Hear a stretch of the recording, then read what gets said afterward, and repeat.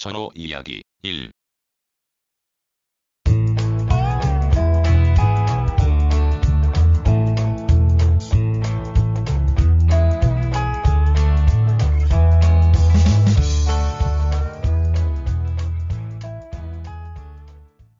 하나의 식물을 두고 생각함에 나는 내륙과 해안이 다른 것에 대해 이상하다고 느낄 때가 있다.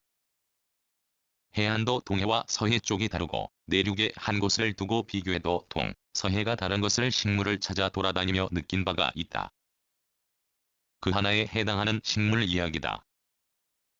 청송에서 일하던 첫 해에 보현산 기슭 마을 어귀에서 이른 봄에 무리지어 돋는 풀을 보았다.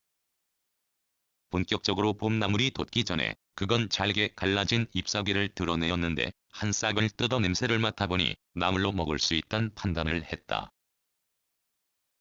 며칠 후 정거장에서 동네 사람들이 나물에 대해 주거니 받거니 하는 중 한 사람이 어떤 나물을 좋아한다며 이름을 말하는데 한 번도 들어보지 못했다.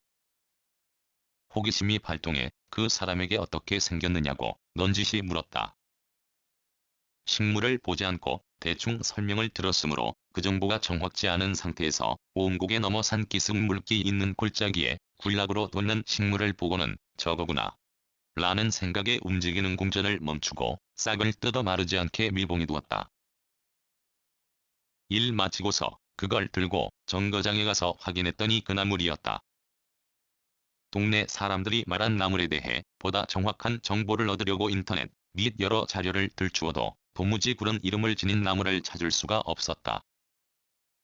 그래서 이름 대신 식물 자체로 그게 무엇인지 찾기로 했다.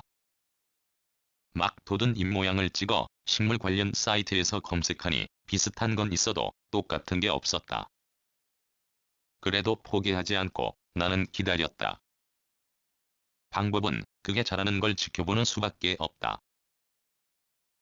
어떤 식물은 떡잎을 떨어뜨리고 나서 본잎이 나오기도 하고 어떤 건 생장 과정에서 잎 모양이 변하기도 하는 걸 알기 때문이다. 그건 잎 모양은 그대로 유지하면서 점차 줄기가 불그스름하게 변했다. 그때까지도 나는 나물 이름을 알지 못했다. 어느 날 뿌리를 캐서 코에 대어보니 약이란 걸 금방 알았다.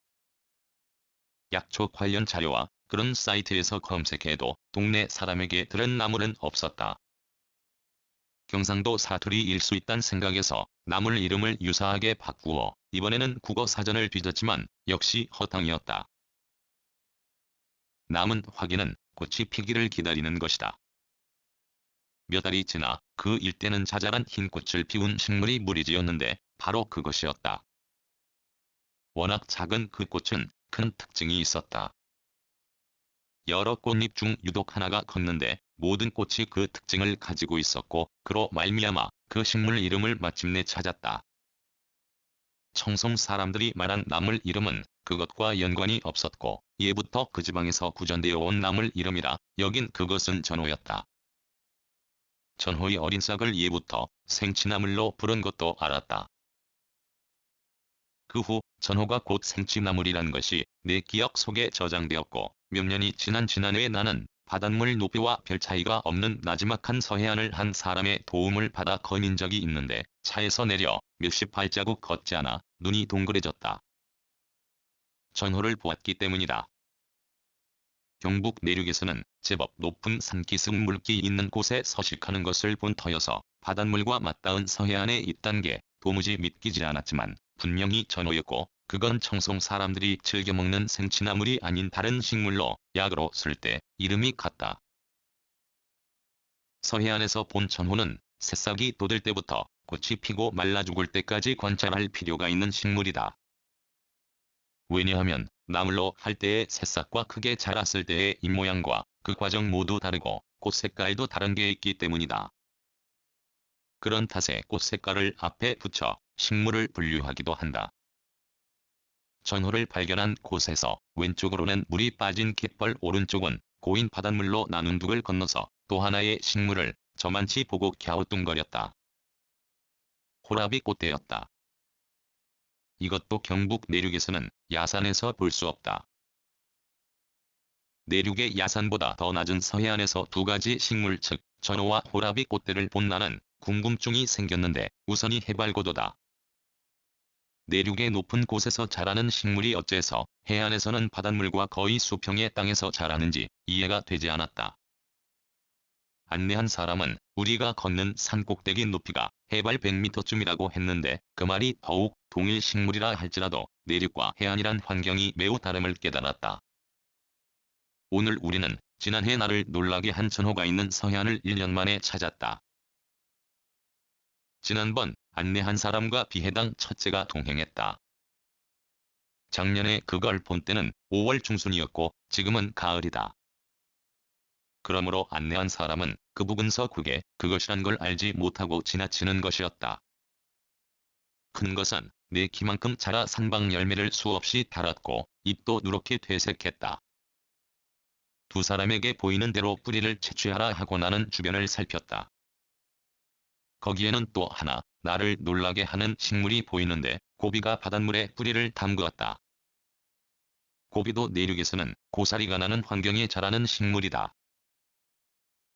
고비뿐 아니라 서해안에는 바닷물 높이의 참쥐도 드문드문 보였고 이런 사실을 두고 다시금 내륙지방과 해안에서 자라는 식물 환경이 크게 다름에 고개를 절레절레한다. 우리가 바닷가에서 긴 전호는 바디나물이다. 바디나물의 뿌리를 약으로 할 때 이름이 전호, 생쥐나물이라 불리는 식물 이름도 전호다. 이 바람에 나는 하나의 전호를 보면 또 하나의 전호를 늘 동시에 생각하는 이상한 버릇이 있다. 내륙은 두 전호가 자라는 환경이 같지만 해안은 그렇지 않다. 가령 오늘 채취한 바디나물이 서해안에는 있어도 생쥐나물은 없는 게 그 사실을 뒷받침한다. 2011년 10월 10일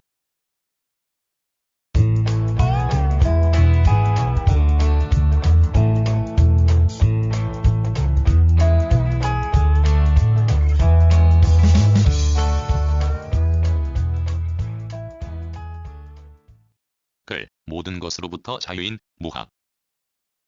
낭독, 글 읽어주는 강지식. 들어주셔서 고맙습니다.